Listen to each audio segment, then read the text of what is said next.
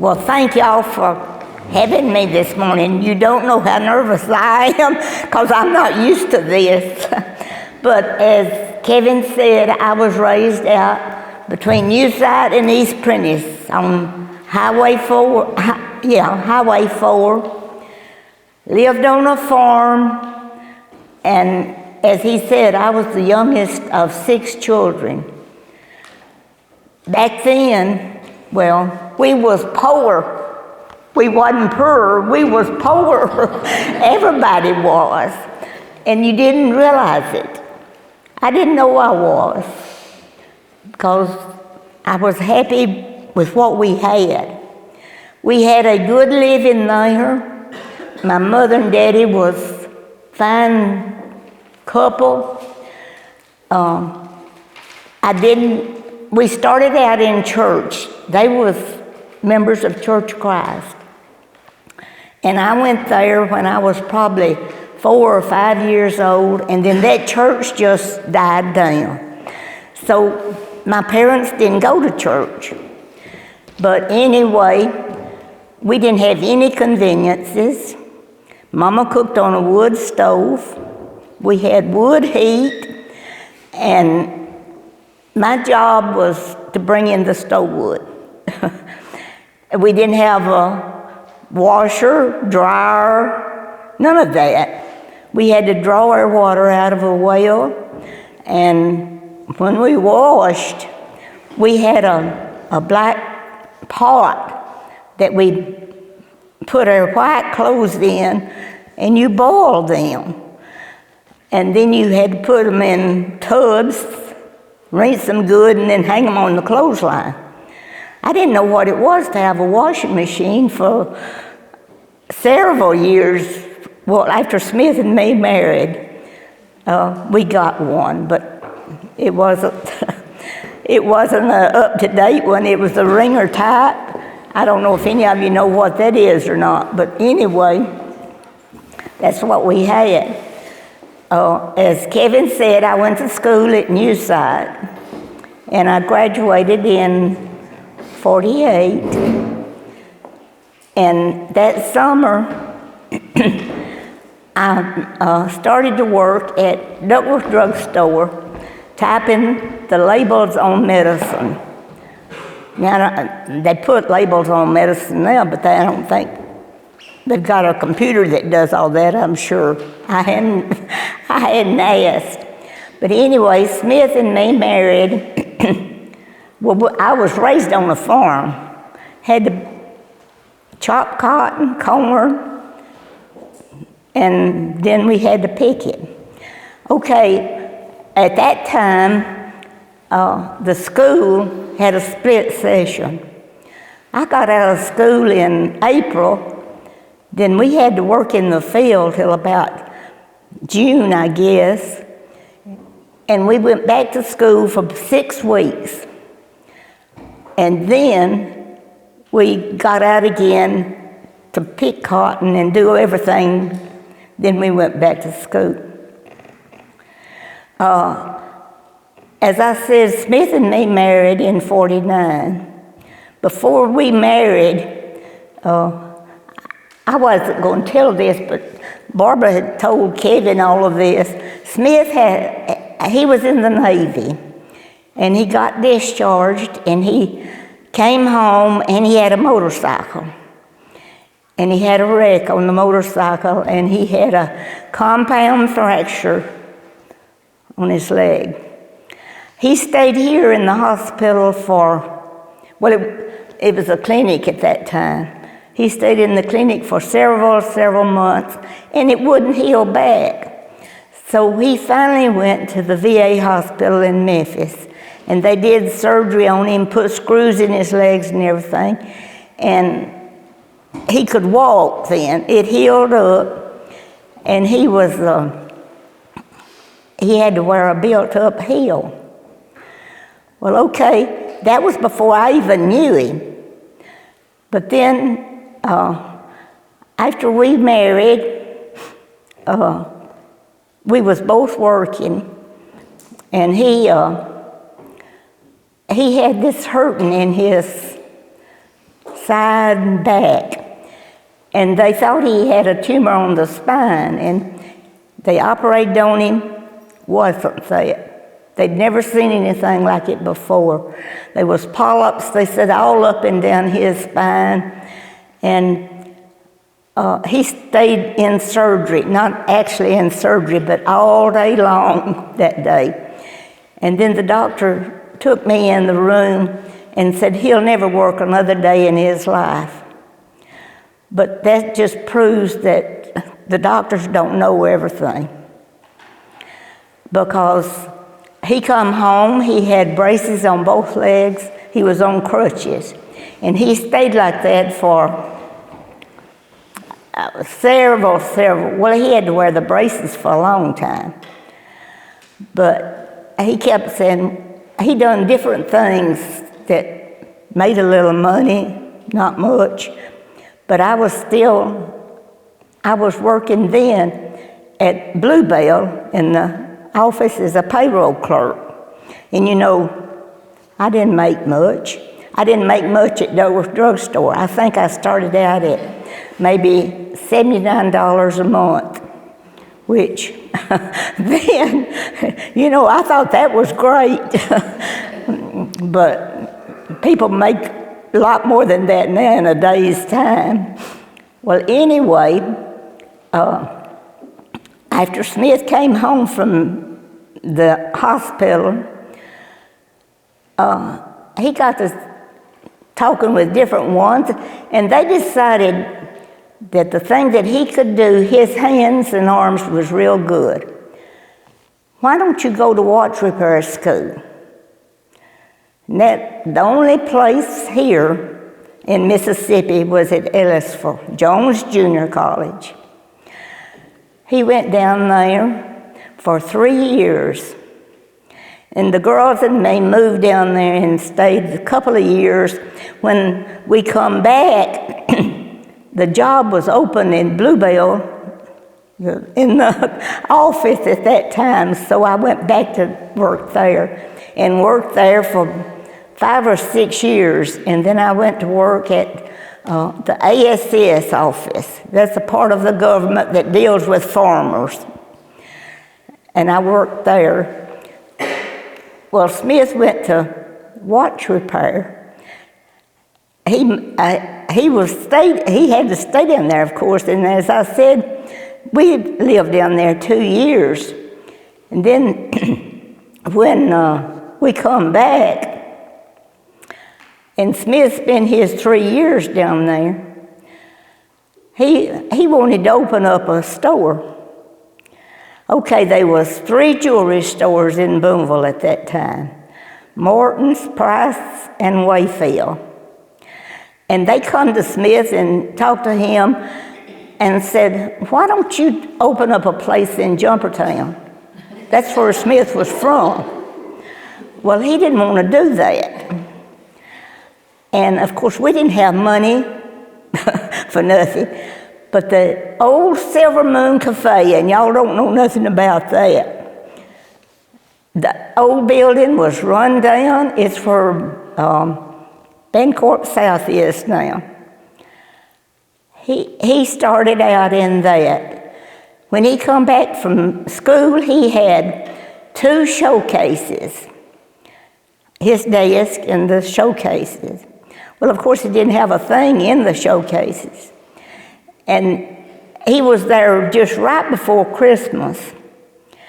He goes to Memphis and he buys like ID bracelets, just something that he can put in there, in those showcases.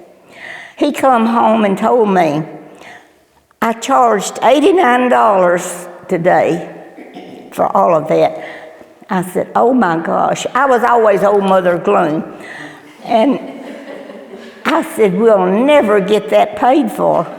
You know, $89 was a lot of money at that time. But we did, and he did really, really good. But right before he left school, he had a checkup, and they told him that he had multiple sclerosis. Well, of course, you can imagine how scared that made me. I didn't know anything about it, and not many other people did. But he worked. He had a real good business, done real well year after year.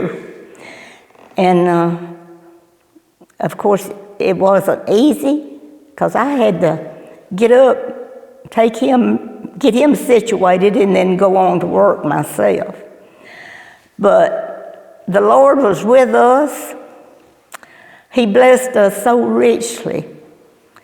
We both had joined East Boonville Church, was baptized.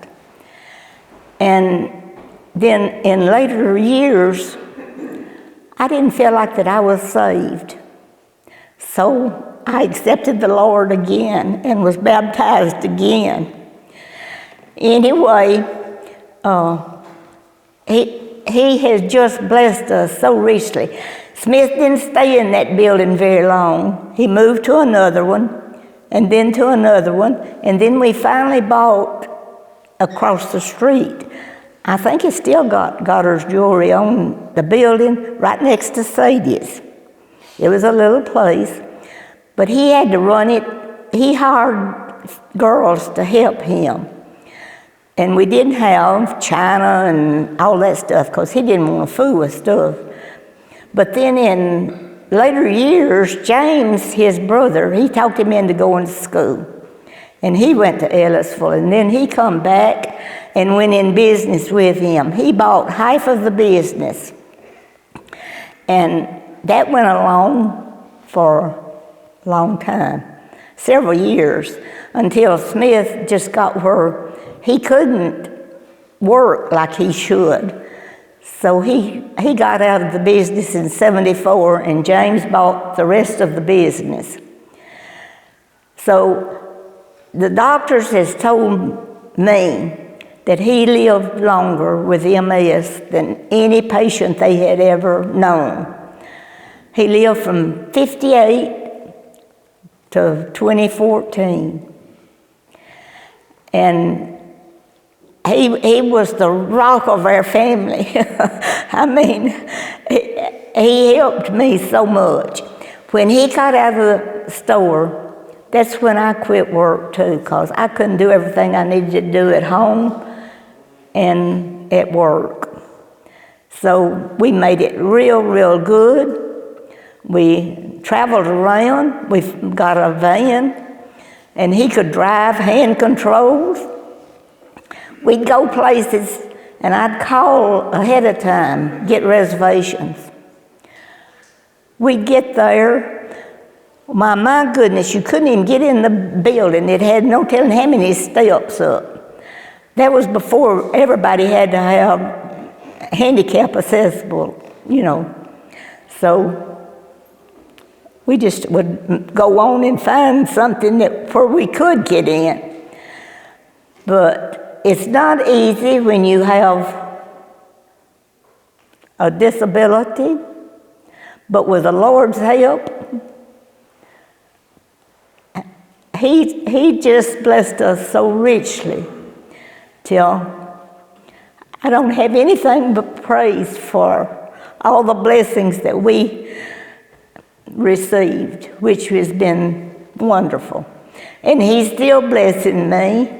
I'm not worth anything anymore, but He's still blessing me. I'm able to get up and come to church, but I don't get to visit like I used to and do a lot for my family like I used to, but we're all blessed. Said, you're the epitome of a Christian woman. You set the bar high. You come to church. I know on certain days, probably when you don't feel like it, but you always come in with a smile on your face, happy to be here, glad to see everyone.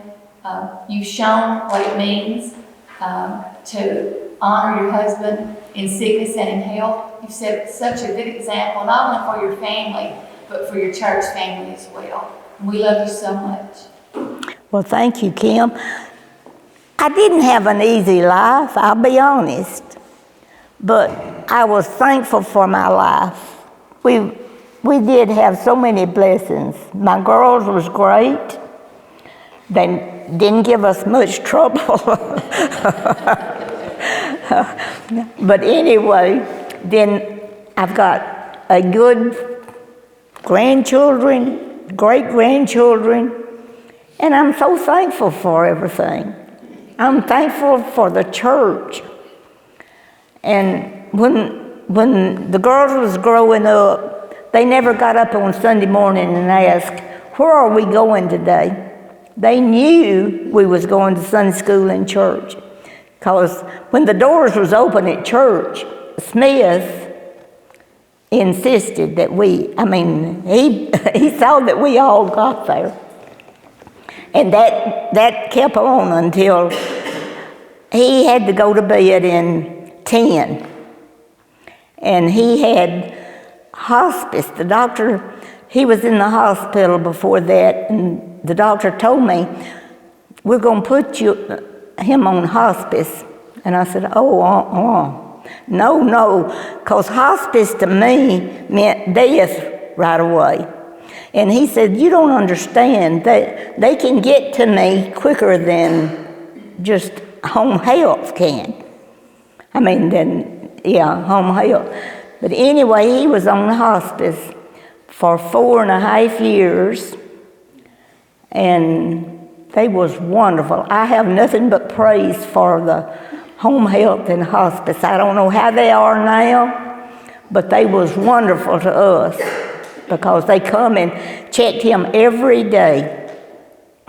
So it wasn't an easy life, but God don't promise us an easy life. If we trust Him and rely on Him, I have prayed more the last several years than, I depend on the Lord to take care of me. So, something that Mother didn't say, when Daddy had his back surgery in 1954, she found out she was pregnant with me. I'm sure she wanted to jump off a cliff when the doctor told her that Daddy would never work again, and she's pregnant. They already have a little girl at home, and but just to see how God took care of them, he allowed Daddy to be able to go to school to learn how to make a living. And one of the things Daddy said, Mother had a good education, but Daddy did not. And Daddy said, I knew I wanted my children to have an education. Daddy had a 6th grade education. He said he got his education at the School of Hard Knocks, and I truly believe that. But Mama said she was poor. Daddy was poorer than poor when they grew up. But anyway, I've thought about that so many times about how at that time, I'm sure they questioned God. She never said she questioned him. She might not want to tell me that. But how they might have questioned God about, why are you giving us another baby here at this time? And, we're struggling to feed the one we got. But we never went without food. We were taken care of. We might not have had other stuff, but we had food and we had warmth in our home. But I just look back at Mother and Daddy and see how God did provide. He gave Mama the health. Now she's pretty broken down from taking care of Daddy, but He gave her the health to allow her to meet the needs of Daddy, and she did an excellent job of that. But I just think back, thinking some 67 years ago, what they must have been thinking when they got that news. well, I didn't tell you, but when I was growing up, of course, Mom and Daddy raised everything. And we had food to eat. It wasn't pizza and it wasn't all of this fast food stuff now, and there wasn't a place to go get it. So Mama was a good cook, and as I said, we had plenty to eat because they raised everything. We had a garden, they had chickens, they had hogs, milk, everything. And some people didn't have, but as Barbara says, Smith's family, his daddy worked on the road, and he wasn't at home much. Smith had to quit school and go to work to help take care of the ones that was younger than him. So that was a disadvantage for him because he didn't have a high school education. But with watch repair, it didn't matter. So anyway, regardless of our circumstances, if we trust in the Lord and seek to do His will, I think He'll take care of us. It may not be the best in the world, but He'll take care of us. Miss Virginia, this class is full of folks that we've got some in their 20s, some in their 30s, 40s, maybe even some in their 50s in here. What advice would you give them today based off of your life and for years to come and how to live their life? What advice would you have for a younger generation? Well, the first thing I'd say that you don't have to have everything that is coming along. When I was growing up, we didn't have electricity until I was 10 years old. So we didn't have nothing, you might say. We had a radio, battery radio, and we couldn't play it.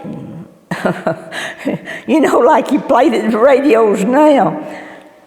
We saved the battery for on Saturday night. Mama's 2 brothers that lived close to us, their families would come to our house on Saturday night and listen to the Grand Ole Opry. And part of you, I bet, don't even know, never listened to the Grand Ole Opry. But anyway, that was something. Okay, everybody now has got a phone, even the little bitty ones, which I don't know if that's good or not, but that's beside the point. But we finally got a phone on a party line. Okay, when that would ring, everybody on that party line would pick up. They wanted to know what was going on. And they listened to you. You didn't have no secrets at all. Anyway, things has just changed so much. And I would say that the children have way too much. Y'all may not agree with me, but they do. We had to make our own toys. We had to get out in the yard and play in the dirt and stuff like that. Or my cousins lived close to us, so we would swing on trees. Now, if my girls had done that, I would have had a fit. But we done it. You had to do something. You didn't stay in the house because the women was doing stuff. Mama was doing stuff in the house, cooking and taking care of things. But it wasn't an easy life to go to the field, but we went. And you didn't go to town and buy a dress. The first dress I got was when I finished the 8th grade. Daddy brought me to town and brought me a little 3-piece outfit, which I thought was wonderful. And in the 8th grade, you thought you looked like no telling what. But anyway, and we didn't have hamburgers. We come to town occasionally, and there wasn't a lot in town. I can remember coming to when they had the singing convention. They used to do that. It would be at the courthouse. And you come to town, and there wasn't anything to do except walk around the block. all, all time. I mean, growing up, we didn't go listen to the singing, because that wasn't for us. But anyway, life has been good to me, and I just thank every one of you for being so nice to me, and I appreciate you. Just keep doing what you're doing, coming to church, bringing your children, and live for the Lord, and He will take care of you. It may not be easy, but you know, He puts things in our way sometimes to make us realize how important things are. I'll give Miss Goddard a hand. Have I took too much time? No, you haven't taken too much time. You did great. You did great.